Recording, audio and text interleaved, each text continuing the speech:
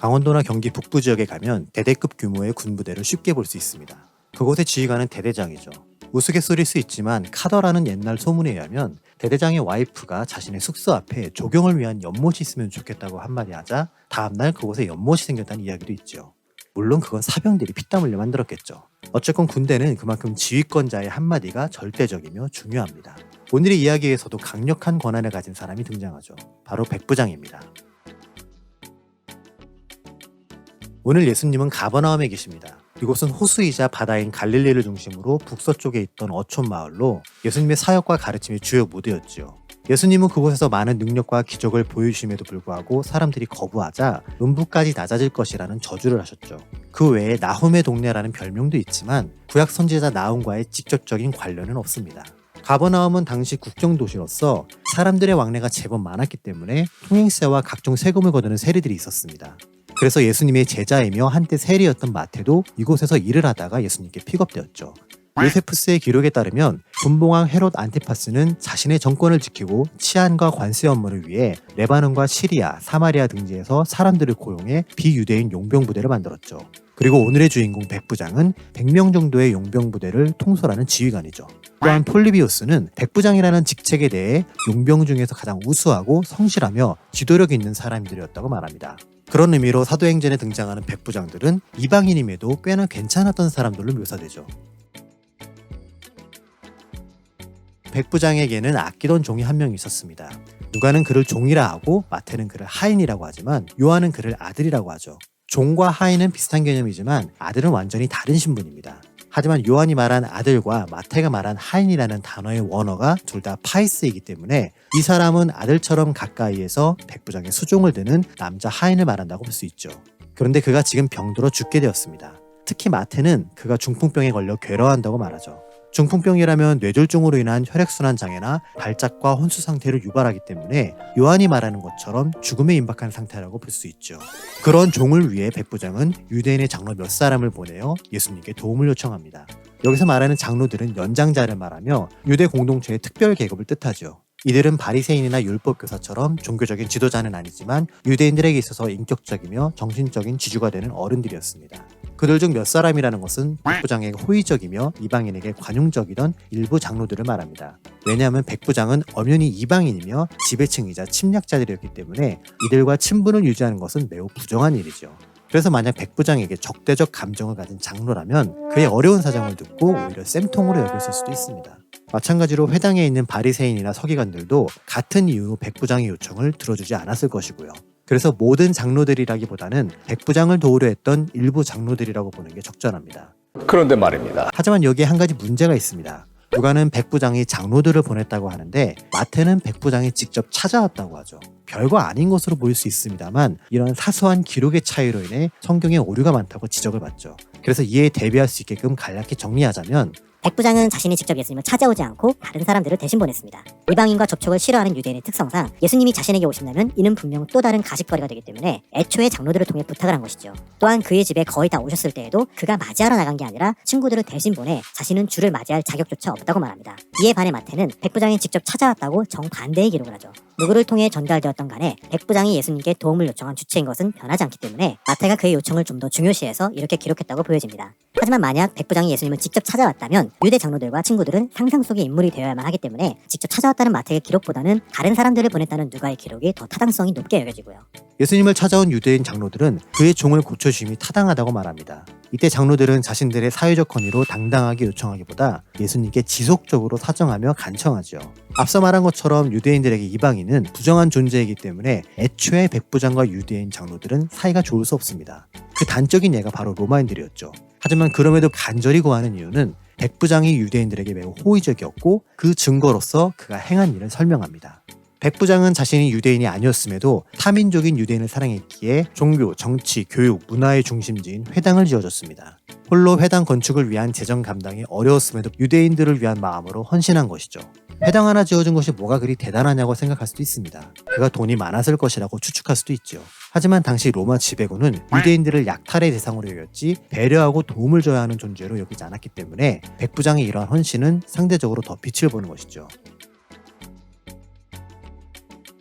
예수님께서는 장로들의 요청에 따라 백부장이 종을 고쳐주러 그의 집으로 향하십니다. 거의 다 도착할 즈음 백부장이 또 다른 친구들을 보내 예수님의 방문을 애써 사양하죠. 그러면서 자신이 예수님의 방문을 감당하지 못하니 그저 말씀만으로 자신의 하인을 낫게 해달라고 합니다. 특히 이때 병에 걸린 하인과 다른 종을 구별하는 백부장의 표현을 볼 때 백부장에게 이 병든 종은 자신이 거느릴 수 있는 수많은 사람 중 하나가 아니라 그 이상의 친밀감이 있었음을 보여주죠. 평범한 인간인 자기조차 명령권으로 사람들을 움직이게 만드는데 사람을 살리는 능력을 가진 예수님의 권한이라면 말씀만으로도 그가 일어나지 않겠냐는 백부장의 고백은 예수님의 신적 능력에 대한 인정이자 믿음의 고백이 됩니다. 그가 이렇게 말할 수 있는 것은 아마도 이미 예수님께서 회당에서 어떠한 터치 없이 손 마른 사람을 고치신 소식을 들었고 그 정도 능력이면 자신의 종도 말씀만으로 고치실 수 있다고 믿었던 것으로 보이지요. 그의 고백을 들은 예수님은 그를 놀랍게 여기시며 이스라엘에서 이만한 믿음을 보지 못했다고 칭찬하십니다. 이는 유대인들이 생각하는 예수님과 백부장이 생각하는 예수님이 전혀 달랐기 때문이죠. 유대인들에게 예수님은 지식이 뛰어난 한 명의 선생일 뿐이었습니다. 그들에게 예수님은 하나님의 아들도 아니었으며 그렇게 되어서도 안 되는 사람이었고요. 그럴 리가 없어. 절대 그럴 수가 없어. 그래서 예수님이 보여주시는 능력과 기적을 자신들이 직접 목격했음에도 불구하고 인정하지 않았으며 오히려 부정하고 쫓아내기 바빴죠. 하지만 백부장에게 예수님은 선생 이상의 존재였습니다. 그는 하나님에 대해 모르고 믿음도 없는 이방인이었지만 예수님이 행하신 능력에 대한 믿음이 있었죠. 비록 그분의 능력과 기적을 직접 목격하지는 못했지만 그것이 사실일 것이라 믿고 도움을 요청했고요. 이러한 과정 가운데서도 그는 자신에게 예수님을 맞이할 만한 자격이 없다며 철저히 그분 앞에서 자신을 낮췄습니다. 그 결과 그의 믿음대로 백부장이 아끼던 하인은 예수님을 직접 만나지 않았음에도 낫게 되는 기적을 경험하며 해피엔딩으로 끝나게 되죠. 오늘 예수님 주변에는 세 종류의 사람들이 있었습니다. 예수님을 인정하지 않았던 유대인들, 예수님께 찾아와 도움을 요청한 장로들, 그리고 예수님에 대한 믿음을 가진 백부장. 이들을 살펴보고 각각의 인물들을 우리에게 대입시키면서 적용점들을 생각해보죠. 가장 먼저 예수님을 인정하지 않았던 유대인들입니다. 이들은 스스로 하나님의 백성이라 자부하며 살았지만 예수님을 철저하게 거부했죠. 그분의 사역과 가르침이 복음이며 율법의 완성이라는 것을 인정하지 않았고요. 자기들의 생각과 가치관 그리고 삶의 방식을 바꾸려 하지 않았고 오히려 이를 통해 예수님의 가르침을 배척하며 쫓아내죠. 하나님을 잘 알고 섬기고 있다면 예수님의 가르침과 사역을 봤을 때 누구보다 더 동의하고 함께해야 함에도 불구하고 그들은 예수님을 기존 질서의 파괴자로만 바라봤습니다. 그렇게 예수님은 그들의 선민의식에 대해 경고하셨고 이것이 평행본문으로 마태복음 8장에 기록되었죠. 예수님은 그들에게 동서로부터 많은 사람이 아브라함, 이삭, 야곱과 함께 천국에 앉겠지만 그들의 본 자손들은 바깥 어두운 데 쫓겨나 거기서 울며 이를 갈 것이라 말씀하십니다. 이것은 유대인들에게만 허락된 구원이 이방인들에게 주어지며 오히려 자기들은 철저하게 버림받을 것이라는 저주의 표현이죠. 더욱이 아브라함, 이삭, 야곱은 자기 민족의 뿌리이자 정체성입니다. 자기네 조상들에게 약속된 구원이었기에 자기들 외에 다른 민족에게 주어져서는 안 되는 배타적인 특혜였고요. 그들이 생각했을 때 합법적 상속권을 가진 사람은 자기들 뿐인데 오히려 자기들이 심판을 받는다니 더더욱 인정할 수 없었겠죠. 그들을 보면 우리를 돌아봐야 합니다. 생각해봐야 합니다. 우리들도 유대인들과 같은 마음과 태도로 살기 때문이죠. 하나님의 구원과 축복이 너무 좋습니다. 만족스럽죠. 지금 사는 방식대로 사는 게 딱히 문제되지 않고요. 그런데 어느 날 말씀 가운데 찔림이 생깁니다. 처음엔 작고 사소했지만 점점 더 부담스러워지고 껄끄럽게 느껴집니다. 점차적으로 외면하고 피하다가 아예 부정하고 싶은 생각이 들 때도 있고요. 그러면서 타협과 협상이 오기 시작됩니다. 꼭 말씀대로 하지 않아도 난 구원받겠지. 매주 예배에 빠지지 않고 11조도 잘하고 봉사도 열심히 하니까 이 정도면 됐지라는 생각으로 안위하게 됩니다. 그러면서 영적 면역력과 자존심이 세지는 게 아니라 영적 뻔뻔함과 고집만 더 강화되어 나 정도면 꽤나 괜찮은 크리스천이지 뭘 더 바래라는 배짱이 생기죠. 아니 얘가 인생을 이거 아주 막... 그 순간 우리는 예수님을 거부했던 유대인이 됩니다. 믿지 않는 세상 사람들은 다 죽일 놈들, 죄인들, 나쁜 놈들이라고 생각하며 나는 하나님을 믿기 때문에 경건하고 거룩하고 이미 구원을 완성시켜 놓은 것으로 착각하죠. 예수만으로 구원이 있다 했으니 예수를 알지 못하고 죽은 어린 생명조차 지옥 같다는 살벌한 소리를 서슴없이 내며 나와 내 새끼들은 천국 프리패스라도 사전 예약해 놓은 것처럼 생각합니다. 나는 믿기 때문에 잘 될 것이고 무조건 잘 되어야 하고 축복과 은혜를 받아야 하지만 믿지 않는 세상 사람들에겐 그런 것들이 주어지면 안 되는 것처럼 생각하죠. 하지만 하나님의 은혜는 성도와 교인과 크리스천이 아니라 하더라도 선하게 살고자 노력하는 사람 모두에게 미칩니다. 진짜 하나님의 하자도 들어보지 못하며 산다 하더라도 자기의 상황에서 최선을 다해 선한 것을 추구하며 사는 사람에게도 하나님의 은혜가 전해집니다. 그게 성경적 진리이며 그 증거가 오늘 등장한 백부장이기 때문이죠. 그래서 우리는 아직 하나님을 믿지 않는 자라 하더라도 그들의 현재를 죄인이며 불안당 같다 말할 수 없으며 그들의 죽음 이후를 지옥행이라고 낙인 찍어서도 안 됩니다. 하나님의 뜻은 모르는 것이니까요. 두 번째 인물은 예수님에 대한 믿음을 가졌던 백부장입니다. 그의 믿음으로 인해 백부장은 유대인들과 더욱더 대조되죠. 하나님에 대해 더 잘 알고 선택받았다 자부하던 유대인들은 하나님의 아들이자 구원의 실존인 예수님께서 그들과 함께 하시며 병든 자를 치유하고 율법을 완성하심에도 불구하고 거부하며 배척했습니다. 하지만 백부장은 하나님에 대해서 전혀 모르고 택함받은 백성도 아니었고 직접 현장에서 치유의 과정을 목격하지 못했지만 예수님에 대한 믿음으로 도와주시기를 요청했죠. 그렇기 때문에 예수님께서는 그를 향해 이스라엘에서 이만한 믿음을 보지 못했다고 놀라움과 칭찬을 아끼지 않으셨고요. 또한 그는 이방인임에도 유대인을 선대하며 사비를 털어 그들을 위해 회당을 지었습니다. 백부장 같은 권력층에게 있어서 유대인들은 지배해야 하고 통제해야 하는 사람들이었지 그 이상 그 이하도 아니었습니다. 그래서 유대인들을 위해 무언가를 해주거나 그들을 배려하는 행동들은 하등에 쓸모없는 일이죠. 미친 짓이지. 차라리 그럴 바에는 유대인들을 조금이라도 더 쥐어짜고 뺏어서 상위 권력자들에게 잘 보이며 비비는 게 더 효과적입니다. 하지만 백부장은 상황과 권력이 모두 허락되었음에도 그렇게 하지 않았고 비록 자신이 점령군을 위해 일하는 사람이었지만 그는 유대인들을 인격적으로 대우했으며 그 민족을 사랑했으며 그러한 사랑의 표현으로 회당까지 지어줬습니다. 그리고 그의 이러한 삶과 타민족에 대한 마음을 유대인들의 대표격인 장로들이 보증하고 있고요. 거기에 더해 백부장은 겸손함의 태도를 잃지 않았습니다. 지금 우리에게 백부장이라는 직책 자체는 별거 아니게 보일 수도 있지만 당시 백부장이 가진 권력은 그가 맡은 지역 하나를 좌지우지할 수 있을 만큼 컸습니다. 하지만 그럼에도 불구하고 그는 예수님 앞에서 자신을 철저히 낮추지요. 자신에게는 부하들을 통솔할 수 있는 권한이 있었고 자기들이 통제하는 수많은 유대인들을 오라가라 명령할 수 있었기에 용한 의사 정도로 여겨지는 예수에게 명령을 내려 자기의 하인을 치료하게 만들 수도 있었습니다. 하지만 그는 예수라는 사람이 단순히 허준이나 낭만 닥터 김사부 정도의 뛰어난 의사가 아니라 그보다 훨씬 더 큰 능력이 있음을 알아봤으며 그 능력은 자신이 감히 비벼볼 만한 수준이 아닌 초월적인 힘이라는 걸 인정했죠. 그래서 백부장은 오늘날 우리들에게 더 큰 도전으로 다가옵니다. 우리는 하나님을 믿고 예수님을 따른다고 생각하죠. 그래서 나는 최소한 예수님을 못 알아보고 배척했던 유대인이나 바리새인은 아니라고 여깁니다.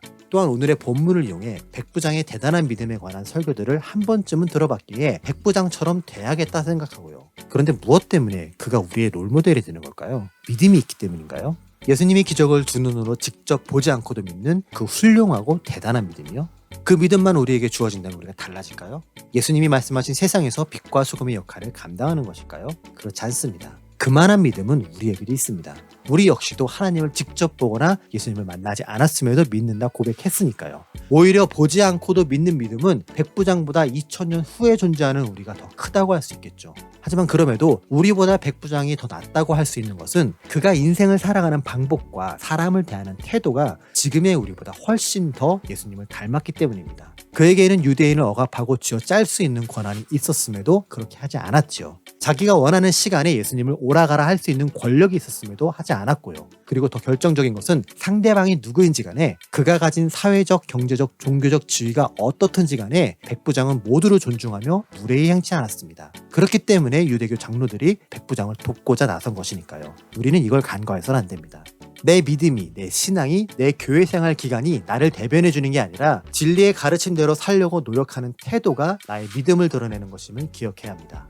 하지만 오해하지 마세요. 세상의 눈치를 보며 소극적으로 위축되어 살라는 게 아니라 내 믿음을 무기 삼아 세상과 사람들을 공격하고 내 믿음을 방패 삼아 나의 잘못을 변명하며 내 믿음을 능력 삼아 무례히 행치 말자는 것이죠.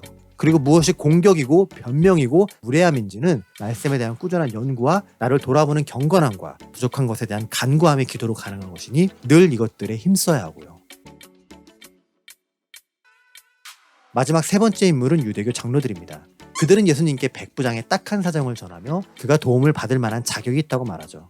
우리에겐 이들이 백부장의 어려움을 전달한 소식통 정도로 보이지만 그들의 이러한 행동은 세 가지 도전에 직면합니다. 첫 번째 도전은 책임입니다. 왜냐하면 당시 문화적 배경으로 볼 때 그들의 이러한 행동은 오늘날 연대보증을 서는 것과 같기 때문이죠. 그래서 만약 문제가 생긴다면 그에 대한 책임도 고스란히 장로들이 져야 합니다. 즉 선택은 예수님의 몫이니 나는 잘 모르겠고 어쨌건 소식은 전합니다와 같은 가벼운 위치가 아니라는 거죠. 그래서 막상 실행하면 다음 도전이 찾아오죠. 두 번째 도전은 비난에 대한 감수입니다. 장로들이 가진 사회적 위치로 볼 때 그들의 행동은 쉽사리 납득하기 어렵죠. 앞서 말한 것처럼 도움을 요청하면 보증을 서야 하는데 그 보증 대상이 이웃이나 같은 민족이 아닌 유대인들이 불결하다 여기는 이방인이며 그것도 다른 민족도 아닌 자신들을 통치하는 로마를 위해 일하는 지휘관이라는 거죠. 이런 케이스는 충분히 이해할 수 있고 살다 보면 그럴 수 있다 생각하며 넘길 상황이 아닙니다. 그런데도 장로들은 그를 돕기 위해 나섭니다. 제가 받을 것은 비난과 처벌이지만 누군가한테는 살고 죽는 문제가 되기 때문입니다.